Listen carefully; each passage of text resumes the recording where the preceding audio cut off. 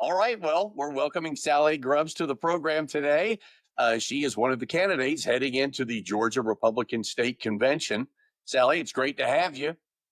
It's great to be here. And let us know what part of the state you live in and what congressional district you belong to. So I am in the city of Marietta. I'm a Marietta girl. I live just west of the Marietta Square in the heart of Cobb County, and I'm in the 11th congressional district. And Congressman Barry Loudermilk is my congressman. Great. One of the things we always like to do at Editorial Interchange is we like to highlight the local economies. We always ask our guests to give a shout out to a locally owned business that they enjoy. Can you give us one? Yeah, so the business of my choice is Adventure Outdoors. I like to protect my 2A rights, and Adventure Outdoors is a great place to do that. They have a gun range. But more importantly, the Wallace family has been very supportive of the Cobb Republican Party, of which I've been the chair of for the last 4 years. And so they have done a great job in letting us have events there and supporting conservative causes. Awesome. You're running for the first vice chair position. What exactly got you interested in state party politics? Because it seems like it's an awful chaotic situation. What brought you into that? So right now it is pretty chaotic, Steve. What got me involved was the 2020 election. I was a member of the GOP, but not really involved in party politics. I would help on campaigns and things like that, but I was out at Jim Miller Park during the presidential recount. And when I saw a lot of the things that happened there, I realized how important it was to be involved in the party because the party is the entity that credentials poll watchers. And that was very important to me to be sure that we had people in place to watch election returns and to watch the process of voting and ensure that we have free and fair elections in Georgia, locally in our communities, but also across America. And did Cobb County have enough poll watchers, or do you have all the precincts covered? How does that work? To cover the precincts, because we do have so many days of advance voting, it's become quite the undertaking. And we have 148 precincts in Cobb County. So when you figure in all those days of advance voting plus day of voting, it's almost like mobilizing an army. And it's quite an undertaking. And back in 2020, I'm sure you'll recall, things were very chaotic because of COVID. And that's one of the things that really got me involved was the fact that in the recount out at Jim Miller Park, which was the central location that they were doing all of that, people were still wearing masks and face shields and stay 6 feet apart, and you couldn't get close enough. And there were 40 tables where they were doing the recounts, but they would only allow one person per four tables. And if you remember on the ballots, the print is very small. And it was a terrible process. It was a terrible time in our country. And so that's what really got me fired up about getting involved in the GOP. It's very important because if you can't hold a fair election that's accountable, then what do we have? I mean, that's the essence of government right there. And at least in our Republican democracy, is being able to have fair and equitable elections. Um, what are the duties of the first vice chair exactly? So, in our current rules for the Georgia Republican Party, there are not any specified duties. They basically say that you serve at the pleasure of the chair. And so, for the first and the second vice chair positions. And so, that's why it's very important to have a good relationship with the chairman for those vice chair positions, to be in lockstep with the chairman to carry out the responsibilities that he would like, he or she, because you really need to support one another and be on the same page. And so, toward that end, I did sit down as I currently serve on the state executive committee as the over 80,000 chairwoman. I did sit down with Josh and we went through the things that he would like to see me do. And we agreed election integrity, which is my passion, has got to be one of the number one things to continue on and to have continuity. Um, so yes, there's got to be coordination and direction from the chairman into what those duties are. So Josh and I have already developed a plan for the first vice chair position in the event he wins, in the event that I win. We're still, waiting to flesh that out with David Cross in the event that he wins. But I think the important thing is that everyone be on the same page for the 2026 elections. That is huge. We have the Senate election. We've got to, um, as I say, work our ass off to get rid of Ossoff. That is huge. And then we've got to protect all of our constitutional officer positions. Right. And you said that you were the chairwoman for 80,000 plus. What does that mean for people who are new to the Republican Party or not into the state inner workings? What does that mean? So there are actually two state executive committee positions, one for the counties that are under 80,000 in population and a chair position for the counties that are over 80,000 in population. So there are currently 32 counties in the state of Georgia that are over 80,000 in population. And they're the big four counties, which are Gwinnett, Fulton, Cobb, and DeKalb. And then the rest of the counties that make up the 32 counties, there's a big drop. So I call them the big four because they're over 500,000 in population. And then the rest of the counties fall below that. And then the remainder of the counties, there's a chair for the rest of the counties that are not the 32 counties, basically. Okay. Awesome. Okay. And give us an idea, Salleigh, of the skill set that you bring to the executive part of the Georgia Republican Party. What would you lend to the administration of Republican business? So, Steve, as I said, election integrity is one of the biggest things. And I was selected and asked personally by former Senator, now Ambassador to China, David Perdue, to be part of the National RNC Election Integrity Team. So I did training with many Georgians and a lot of the legal counsel that were on staff basically during the 24 election. So I did training with them on voter review panel and duplication as part of the election process. And so there's the election integrity side. In early 2021, one of the problems that we had is counties were not communicating with each other. And so I, along with some other chairmen, decided, you know what, we can't be in a silo. We have to be in communication, particularly when it comes to elections, getting out the vote, and then ensuring, that's back when they were telling us that the Dominion machines didn't connect to the internet. And that was a big fat lie. They did the whole time. And so, for example, if what we experienced in Cobb County, was that happening in Lowndes County or was it happening in Chatham County? So, as the over 80 chair, I've definitely opened up communication, helped provide training. We had the United Saves America program that we worked, that Catherine James out of Lumpkin County developed. And so it's been to foster a spirit of communication and connectivity that we haven't had before. One of the things I want to be sure that we have is a continuity committee, so that when we have new chairmen come into the party that really might not know what the processes are for poll watching or for training grassroots, that they have the tools in their toolbox that they need to make sure that we hit the ground running each and every election cycle and that we don't have to reinvent the wheel. Hey, little this personal thing. What's one of your most cherished childhood memories?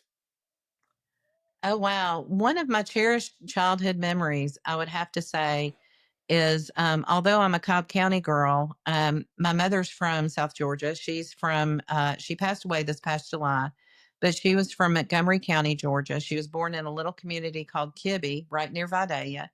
And I always loved going down south where we could pick butter beans and climb the fig trees and really experience growing up in rural Georgia. That's one of my favorite memories.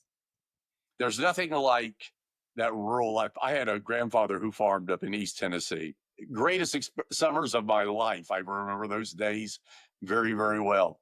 It kind of brings you back into equilibrium when you're in the city and then you go out to the rural area and come back. It's good for your soul, isn't it?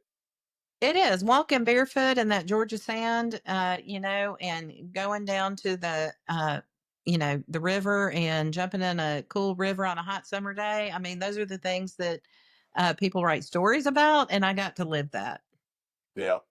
Well, you'd given us a little bit in your previous answer, but Are there any areas where you think the party really needs to see some improvement?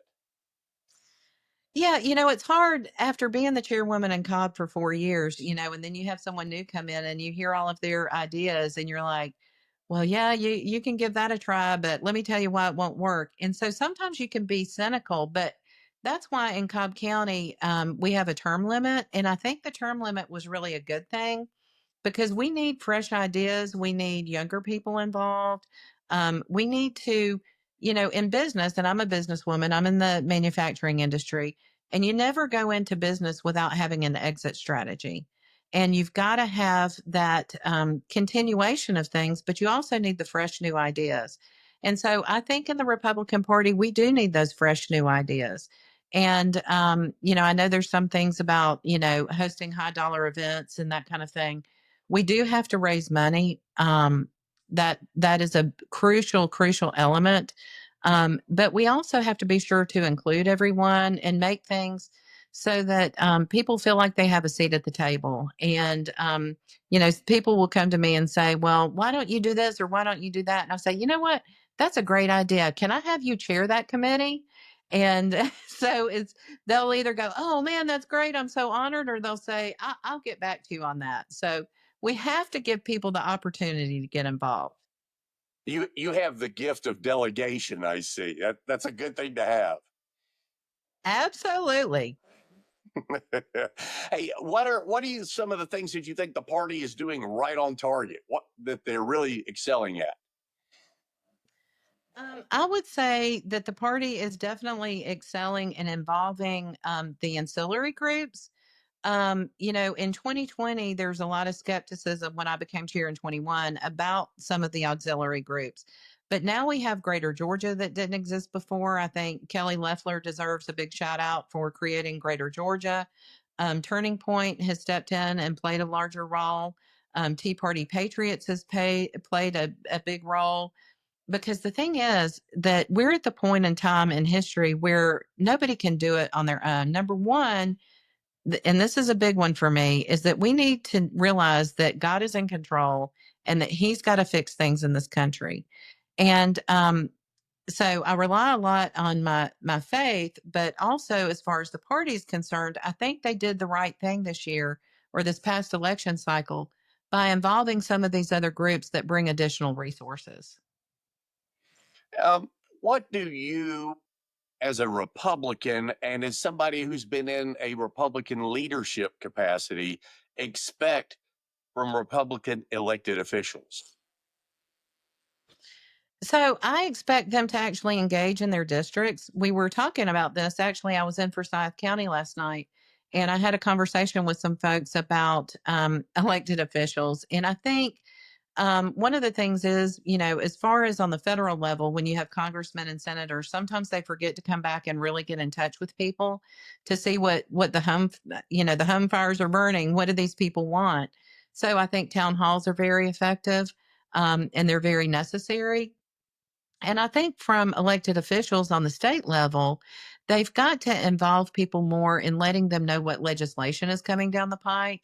One of the pieces of legislation that I had an issue with, and I still have an issue with, is House Bill 530 and 1013 when it came to the mental health parity bill. There were a lot of issues wrong with that legislation. And some of the legislators, they have a lot of legislation thrown at them at the last minute. They don't get to read it all. And one of the things that I really wanted to do, we did it kind of in a loose way, was to have committees to have conversations with our legislators to say, hey, you might want to look at page 30 on line 15. That's not such a good thing. That's a red flag provision. And you need to be aware of it.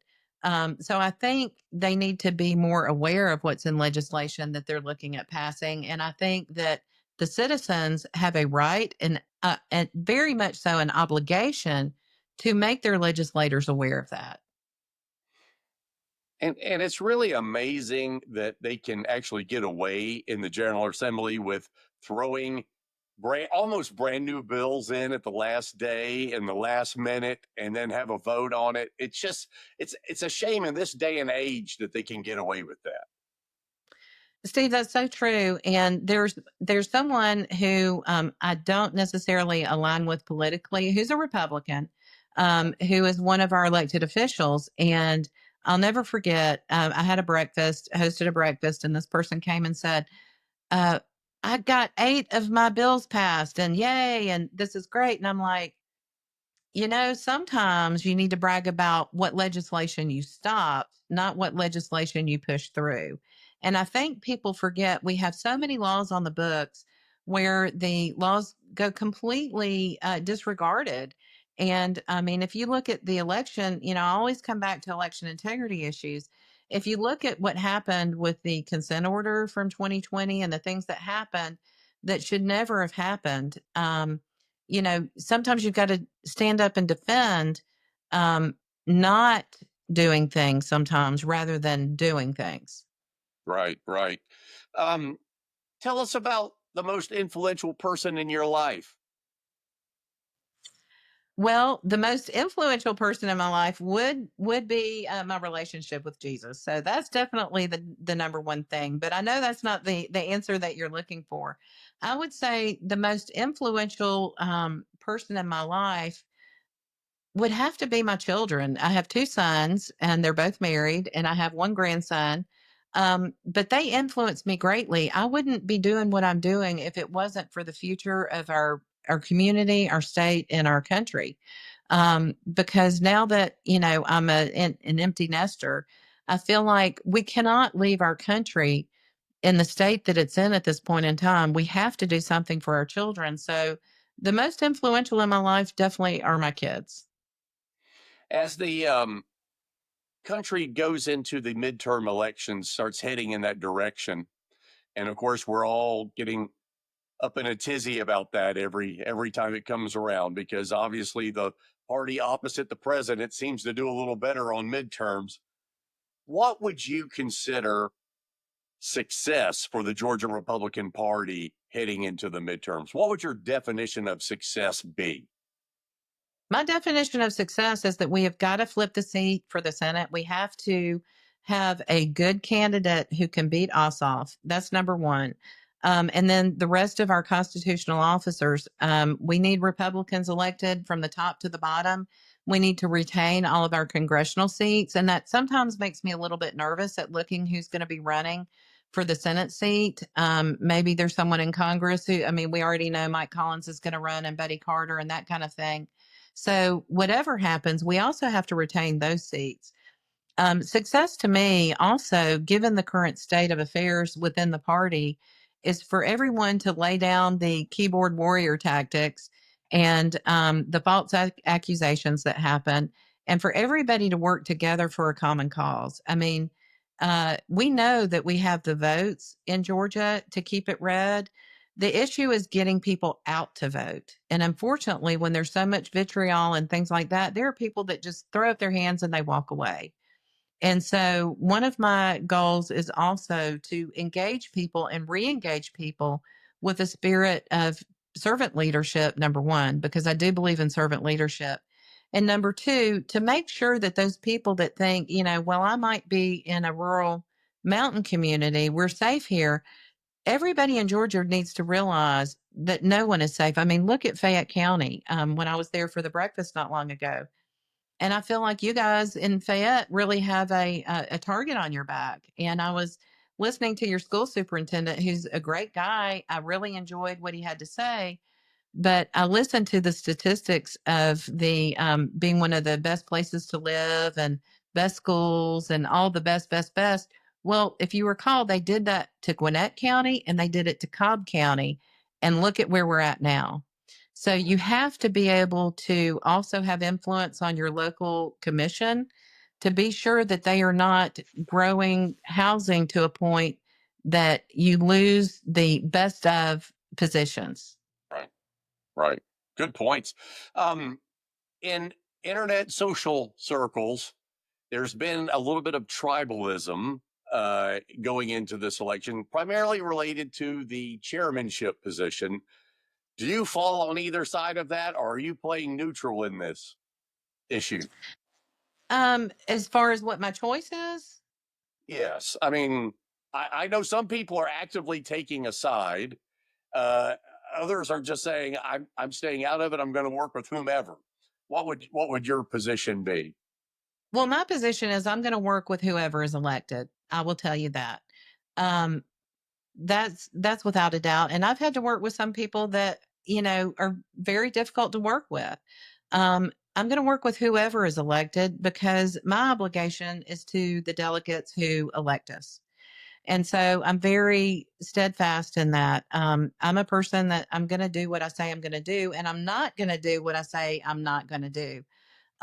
If it comes down to a preference, Josh McCoon and I have a good working relationship because we've served on the state executive committee together.